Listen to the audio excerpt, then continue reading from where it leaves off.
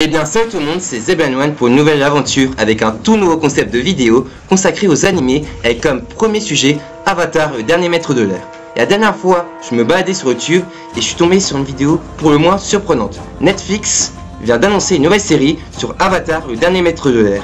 Et franchement, ça m'a intrigué. Vous vous souvenez du dernier essai foireux en live action il y a 14 ans? Une catastrophe totale. Mais cette fois-ci, Netflix revient aux commandes et après avoir vu ce qu'ils ont fait avec le live action de One Piece, je me dis tout est possible.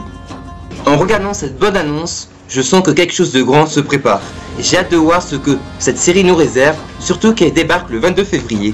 Alors pour cette occasion, je vais vous parler de l'histoire de Aang, de sa création jusqu'à aujourd'hui. Je vous présente ma nouvelle série, le MWA, qui signifie le Manga World Universe, où en plus des vidéos de gaming, je vais vous parler de mes mangas ou dessins animés préférés qui m'ont marqué. Et aujourd'hui, on s'attaque à un dessin animé de mon enfance que je veux vous faire découvrir.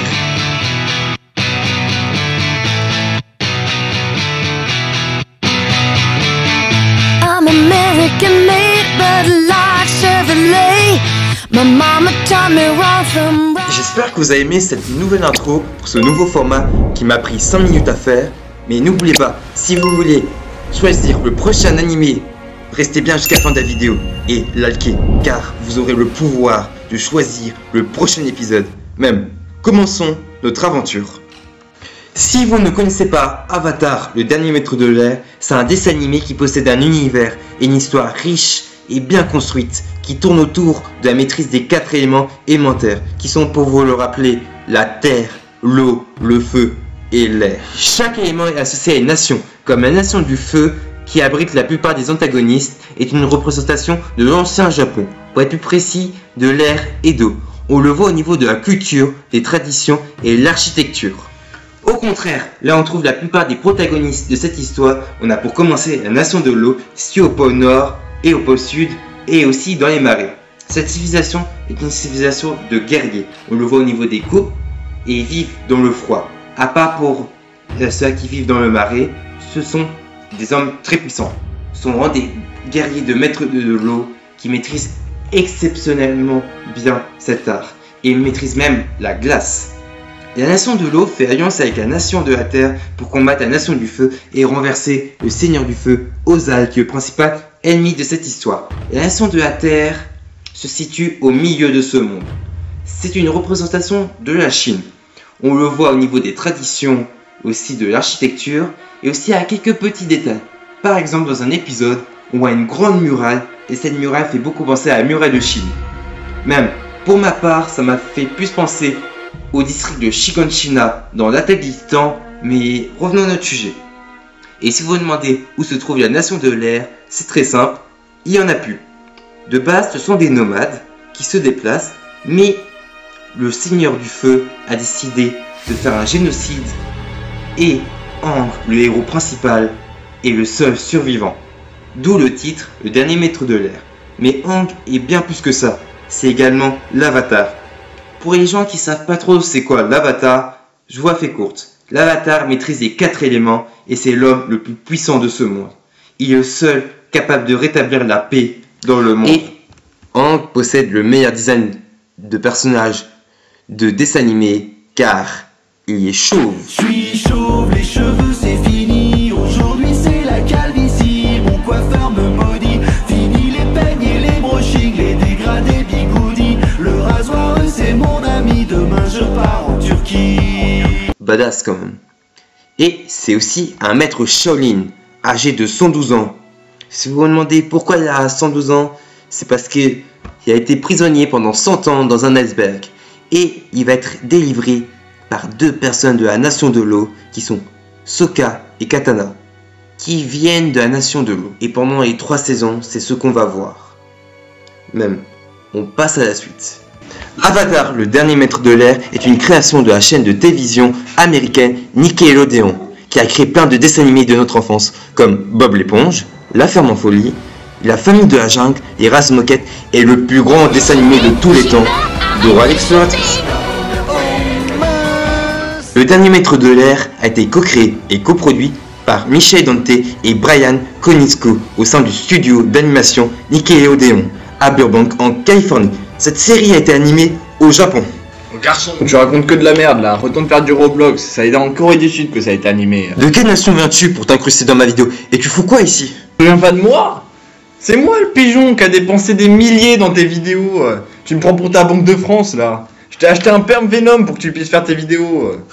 Ah, je vois toujours pas t'es qui, mais t'es sûrement un connard de la Nation du Feu pour t'incruster comme ça dans ma vidéo. Exactement, je suis un connard.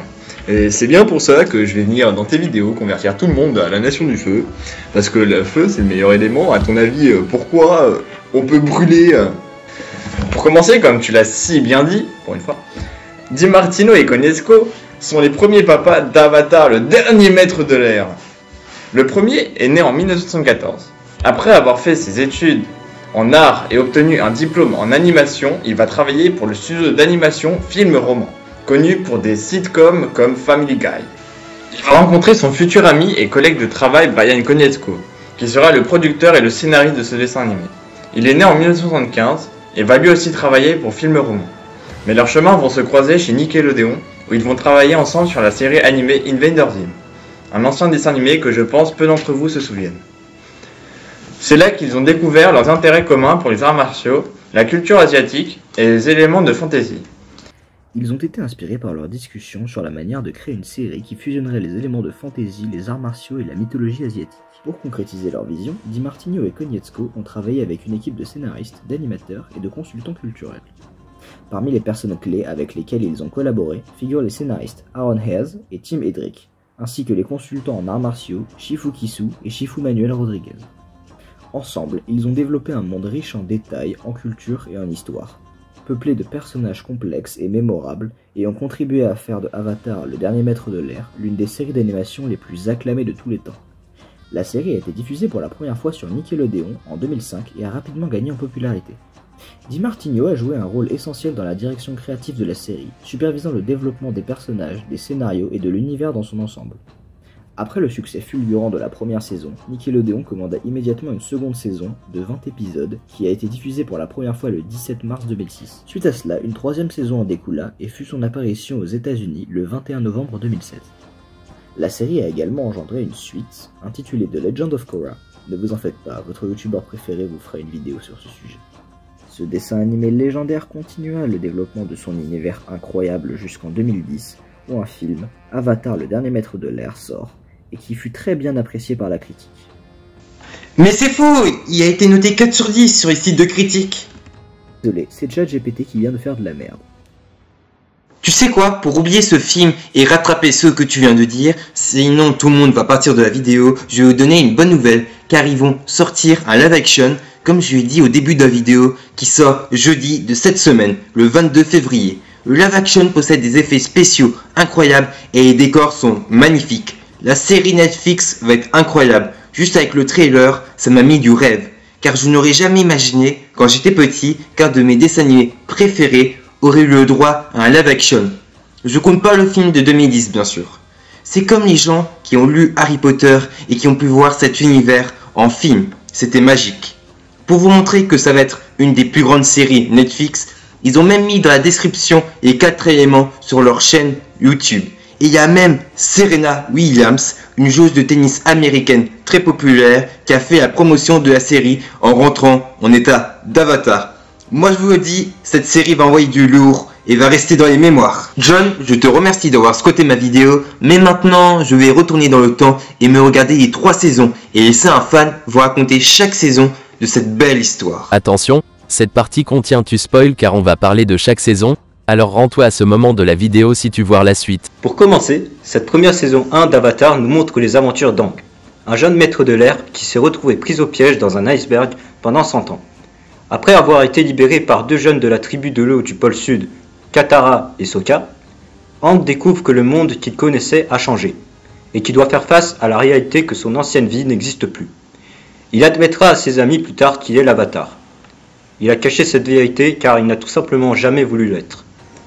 Aang, accompagné de ses nouveaux amis, entreprend un voyage pour maîtriser les 3 autres éléments, l'eau, la terre et le feu, afin de vaincre la nation du feu et restaurer l'harmonie dans le monde. Au cours de leur périple, ils iront au temple de l'air du sud et réalisent que Aang est le dernier maître de l'air. Ils rencontreront de nouvelles civilisations tout en se faisant pourchasser par le prince exilé Zuko, déterminé à capturer Aang pour restaurer son honneur perdu. La saison 1 explore les thèmes de l'amitié, du courage, de la responsabilité et du pouvoir, ainsi que la découverte du monde de la série, tout en introduisant les spectateurs à l'univers riche et captivant de l'Avatar. Aang, Katara et Sokka forment une équipe soudée qui se soutiennent mutuellement à travers les défis et les dangers qu'ils rencontrent.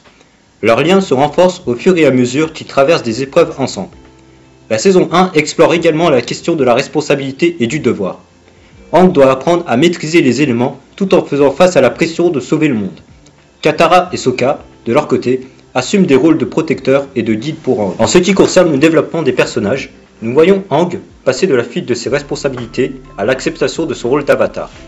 Katara montre sa détermination et sa force intérieure en tant que maître de l'eau, tandis que Sokka démontre son intelligence et son courage à maintes reprises. Ensemble, ils traversent des aventures palpitantes, rencontrent de nouveaux amis et ennemis, et découvrent des leçons précieuses sur le courage, la loyauté et la persévérance. La première saison pose les bases d'une série riche en émotions, en actions et en développement de personnages. Dans cette saison 2, nos héros poursuivent leur quête épique pour restaurer l'harmonie dans un monde en proie au chaos. Après avoir maîtrisé les bases de l'eau, Aang, Katara et Sokka se lancent à la recherche d'un maître de la Terre pour aider Aang à contrôler cet élément crucial dans sa quête pour vaincre la Nation du Feu. Après avoir vu une fille dans une vision d'Amaré, Aang et ses amis iront dans un village de campagne pour se réapprovisionner. Là-bas, ils rencontreront Toph, une grande maîtresse de la Terre, dont elle fuira chez elle en rejoignant l'Avatar. Pendant ce temps, Zuko et Iroh sont devenus des traîtres de la Nation du Feu, car l'un n'a pas réussi à capturer l'Avatar, et l'autre s'est opposé à la Nation du Feu lors du siège de la tribu de l'eau du Nord. Ils se feront pourchasser par la fille du Seigneur du Feu, Azula. Nos héros se font attaquer par Azula avec ses deux alliés, Mai et Ty Lee. L'équipe de l'Avatar, Zuko et Iroh, s'allient pour battre Azula, mais le combat se solda par le repli de celle-ci en blessant Iroh. Aang aura beaucoup de mal à maîtriser la Terre avec son nouveau professeur car il s'agit de son élément opposé. Pour la faire courte, le feu est l'opposé de l'eau et la terre l'opposé de l'air. Pendant ce temps, l'oncle Iroh, qui se remit de ses blessures, essaya de perfectionner son neveu Zuko sur la maîtrise du feu en lui faisant maîtriser les éclairs, sans succès. À la place, Iroh lui apprenait une nouvelle technique pour envoyer les éclairs, inspirés de la maîtrise de l'eau. Aang et ses amis prennent des vacances dans un désert et perdent leur bison Appa. Mais ils ont appris qu'il y aura dans pas longtemps une éclipse solaire. Et quand il y a une éclipse, les maîtres du feu perdent leur pouvoir. Sokka souhaite aller à Ba Sing Se pour suggérer au roi d'envahir la capitale de la Nation du Feu, le jour du soleil noir. Ou le jour de l'éclipse si vous voulez. Le voyage les conduit donc à Ba Sing Se, la majestueuse capitale du royaume de la Terre, où Appa serait fouetté et vendu. Ils rencontrent de nouveaux alliés et font face à de nouveaux défis. Ba Sing Se se révèle être un lieu de secrets et de conspiration, où même les murs semblent avoir des oreilles. Nos héros doivent naviguer à travers les intrigues politiques et les dangers cachés pour atteindre leur objectif. Nous voyons également Zuko affronter son passé douloureux et ses relations familiales compliquées, en particulier avec son père, le Seigneur du Feu Ozai, et sa sœur, la princesse Azula.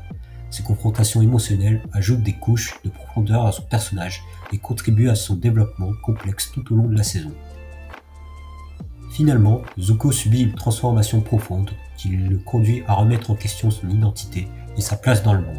Sa décision de prendre un chemin différent de celui qu'il avait initialement prévu est le point culminant de son arc narratif dans la saison 2. Et cela prépare le terrain pour des développements encore plus captivants à venir dans les saisons suivantes. Enfin plutôt dans la saison suivante. Il y a aussi le mystère sur la mère de Zuko, dont on ignore ce qui s'est passé et pourquoi est-ce qu'elle a disparu. Sa transformation de prince en quête de pouvoir à un allié déterminé à faire ce qui est juste est l'un des points forts émotionnels de la saison. Le voyage pour préparer Aang à cette confrontation finale est semé d'obstacles. Il doit non seulement perfectionner ses compétences de maîtrise des éléments, mais aussi surmonter ses propres doutes et peurs intérieures. Avec le soutien indéfectible de Katara, Sokka, Toph et d'autres alliés, Aang se lance dans un entraînement intensif et une quête spirituelle pour trouver la force et la sagesse nécessaires pour accomplir sa destinée en tant qu'avatar. Aang, en tant qu'avatar, est confronté à son destin avec une maturité croissante. Tout d'abord, Aang et ses Attends, c'est quoi ce bordel? Depuis quand Aang a des cheveux? C'est pas parce que Zuko, comme par magie, il y a les cheveux qui ont repoussé parce qu'il a fait un petit voyage en Turquie pour faire une greffe de cheveux que c'était aussi à toi.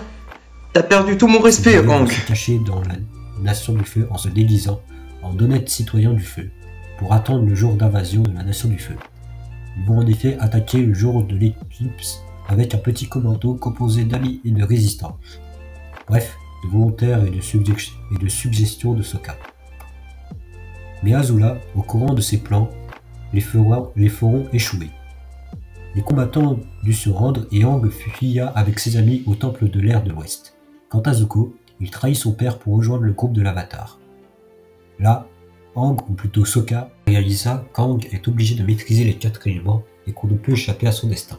Mais nos héros ne trouvent aucun professeur valable pour enseigner la maîtrise du feu à Aang. C'est là qu'il réalisait que Zuko les a suivis, prétendant qu'il a changé et qu'il pouvait enseigner la maîtrise du feu à Aang. Bref, quelques bagarres ainsi que de la miséricorde, ou presque, Zuko rejoignit le groupe et enseigna la maîtrise du feu à Aang. Pendant ce temps, la guerre atteint son paroxysme.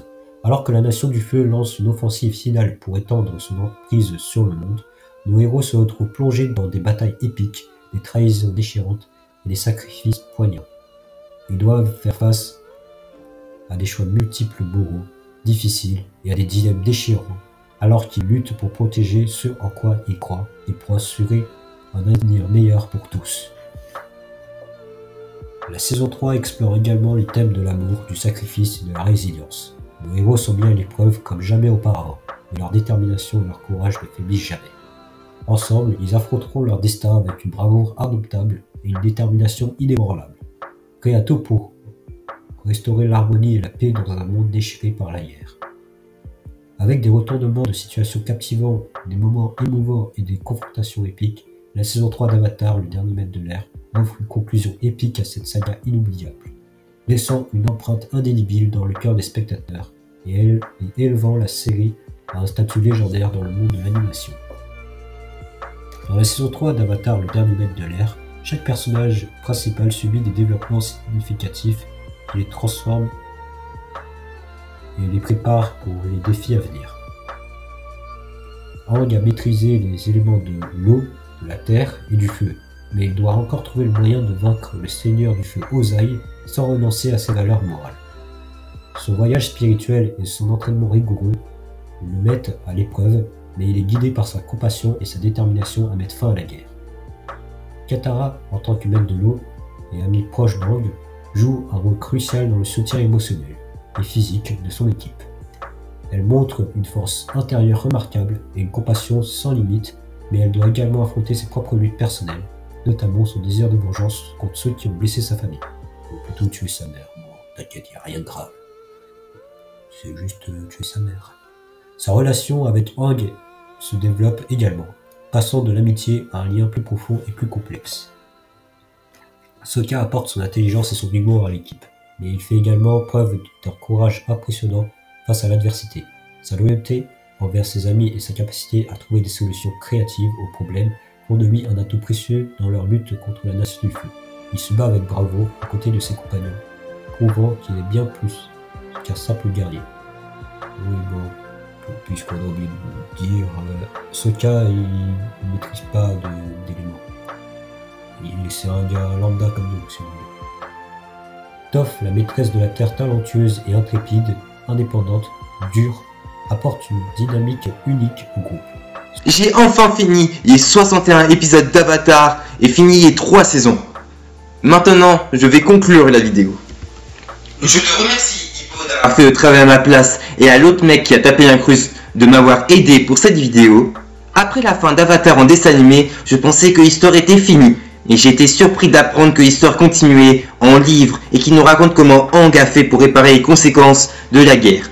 Une suite à Avatar a été créée par les mêmes personnes 4 ans plus tard, en 2012, intitulée La légende de Korra, qui se passe 70 ans après le combat contre Aang vs Ozai, le seigneur du feu. Mais on verra ça dans un prochain épisode où on parlera de la suite des livres et de la légende de Korra. Avant de donner mon avis et la note que je lui ai attribuée, même si elle est subjective, on va voir ce qu'en pensent les gens. Je suis allé sur un site de critique et la première chose c'est que c'est une des séries les plus appréciées de la plateforme Nickelodeon. Car, tout comme moi, l'univers, les personnages, l'histoire les a marqués. C'est une des sagas les plus mythiques qui s'inscrit à jamais dans la tête des gens comme une référence de la pop culture. C'est un dessin animé que je parle avec les gens de mon âge qui ont presque tous vu. Même, je vais donner mon avis. Maintenant, je vais vous dire la note que je vais lui attribuer et c'est tout simplement un 20 sur 20. Car j'ai juste adoré ce dessin animé. J'ai enchaîné tous les épisodes d'un coup. Pour commencer, j'ai adoré l'univers, les décors, même les combats, les chorégraphies de combat, ils sont juste incroyables. Quand on voit Aang et Zuko qui combattent, moi j'ai juste adoré. Il faut préciser quand même que le dessin animé est sorti en 2005. Il est pas tout jeune. Et aussi, les décors. Moi, ce que j'ai vraiment adoré, c'est qu'on voyage. On ressent vraiment le thème du voyage dans ce dessin animé. On passe du pôle sud au froid, à des forêts, des grandes montagnes. Même dans un épisode, on suit 2 tribus qui sont dans un labyrinthe. Moi, ce que j'aime bien, c'est vraiment la variété de choses. Vraiment, l'univers est vraiment bien construit. Et aussi, un truc que j'ai pas dit, mais Aang, il est juste à mourir de rire avec ses faces. Ou alors, il fait un personnage. Même, aussi, en parlant de personnages, et j'ai adoré l'écriture. Chaque personnage évolue. On n'est pas comme certaines sitcoms où les personnages n'évoluent presque pas. Là, on voit vraiment une évolution. Quand on voit Aang, qui n'a vraiment pas confiance en lui, qui commence à avoir confiance. Ou alors, Zuko, qui est un des personnages les mieux écrits, qui est vraiment à la recherche de son identité. Il ne sait pas dans quel camp il est. Moi, vraiment, Zuko, j'ai adoré. Comme Toph, qui est juste le meilleur personnage d'Avatar, ou Hiro. Moi, je vous le dis, si vous voulez regarder un dessin animé, regardez celui-là. Ou alors regardez le live action, parce que ça fait partie d'un de mes dessins animés préférés, et on s'ennuie jamais. Et, pour finir, j'espère que ce premier épisode vous a plu, car j'ai voulu essayer quelque chose de tout nouveau, et parler d'un sujet qui me tenait à cœur. Likez si vous avez aimé, et n'oubliez pas, je vous ai dit que vous pouvez choisir le prochain épisode, alors ça sera entre Mashle et One Punch Man. À vous de choisir. Pour choisir, vous aurez un petit sondage, et le gagnant sera le prochain épisode. N'oubliez pas de liker, de vous abonner, et mettre en commentaire les prochains dessins animés, séries ou animés que vous voulez que je vous parle. Et n'oubliez pas, comme l'a dit Forrest Gump, la vie c'est comme une boîte de chocolat. On ne sait jamais sur quel animé on va tomber. Je suis pas sûr qui a dit ça, mais c'est pas grave. C'était Zeb and One. À la prochaine pour de nouvelles vidéos.